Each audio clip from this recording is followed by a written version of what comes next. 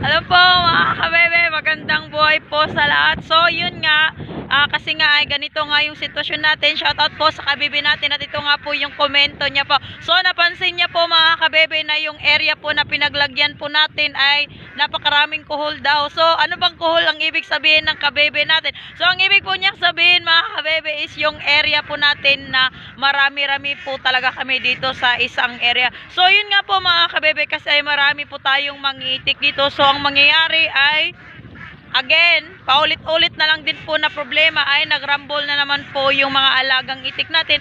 At ngayon nga po ay bibilangin po natin yung mga alagang itik po natin kung ilang heads ba, kung ilang itik ba yung nahalo. So yun nga po mga kabebe, at ito nga po yung mga ganapan. Sa area nga po mga kabebe na linagyan po natin is medyo malinis na po talaga yung area. Pero yung area na doon mga kabebe, yun po yung hinihintay po natin. Pero yun nga, mga isang linggo pa po mga kabebe bago po maani yung area na yun, yung doon sa pinakadulo. Ang problema po natin is 5 days pa po bago maani yun. So sa ngayon po talaga na itong mga alagang itik natin ay nagsisimula na po talagang mangitlog.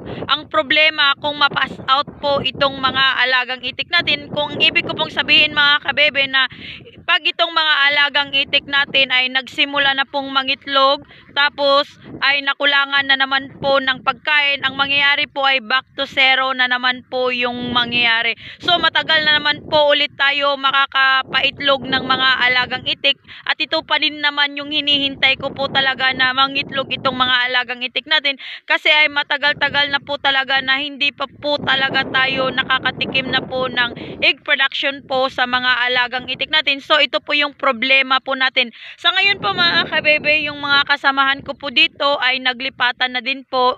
Simula bukas maglilipat na din po itong mga kulungan na andito. Siguro yung maiiwan ay itong sa akin at dong sa kabilang area, kasi nga ang hinihintay nga po natin is itong area nga andyan sa dulo. So ito po yung problema ko ngayon mga kabebe, maliban sa wala na pong makain sa ngayon, mga 5 araw pa bago maani is ito nga po yung sitwasyon po natin mga kabebe, ay nagrumble nga po itong mga alagang itik natin, at yun nga ay bibilangin nga po talaga natin.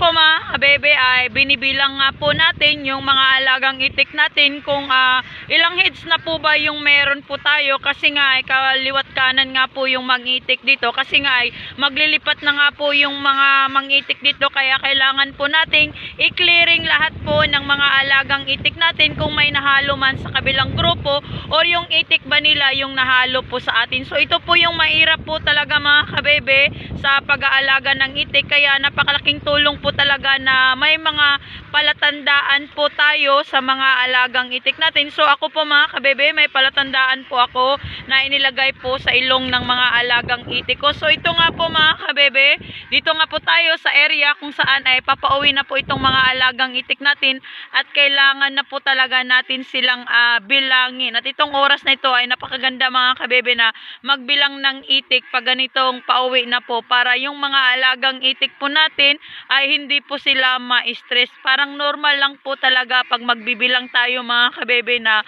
dadaan lang po sila na wag po natin silang pirsahin or para hindi po ma-stress itong mga alagang itik natin. Sa ngayon po talaga mga kabebe ay medyo mahirap yung sitwasyon sa ngayon. Kasi nga ito nga pong mga alagang itik natin is baka ma-pass out is napakalaking problema, kasi matagal-tagal din po talaga nakapag-relax itong mga alagang itik natin na wala po talagang egg production.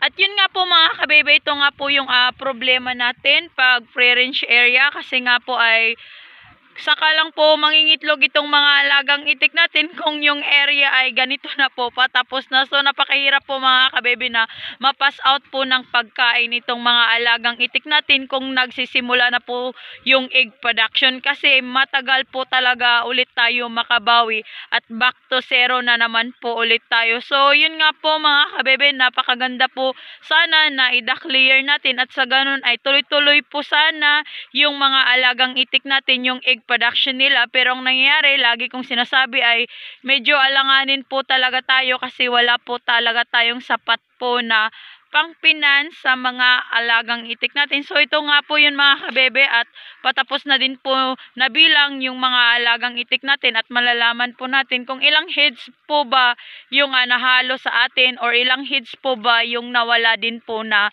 mga alagang itik po natin. So ito nga po mga kabebe, yan po.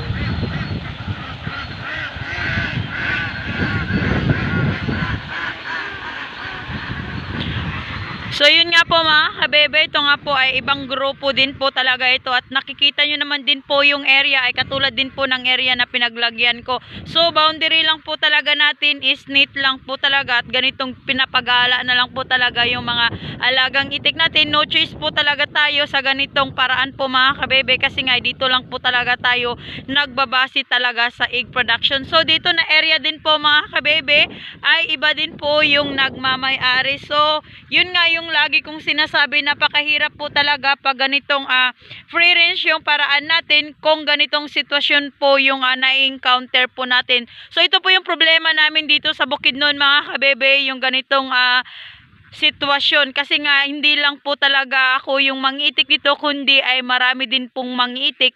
Maliban dun mga kabebe ay marami po talagang itik na inalagaan bawat grupo po dito. So ito po yung mahirap, kasi ay pass out na po talaga mga kabebe yung nagsisimula na po na tumaas yung egg production, tas sasabay yung ganitong area. Nakikita nyo naman po. Tas itong area mga kabebe, medyo mga tagal-tagal pa din po talaga natin hintayin ito bago yung mga alagang itik natin. So kailangan po talaga natin na hanapan po ng paraan na hindi po talaga mapass out itong mga alagang itik natin. So ito nga po mga kabebe, nakikita nyo na din naman yung panahon ngayon, hindi po talaga maganda, kasi ay medyo araw-araw na po talaga ganito, at hindi din po maganda na lagi na lang din po umuulan po sa mga alagang itik natin, lalong-lalo na ay nangingitlog ito, kasi ay may tendency ko po kasi mga kabebe, pag ganito kumakain sila ay hindi na po sila masyadong nakakakain, kundi ay yun nga,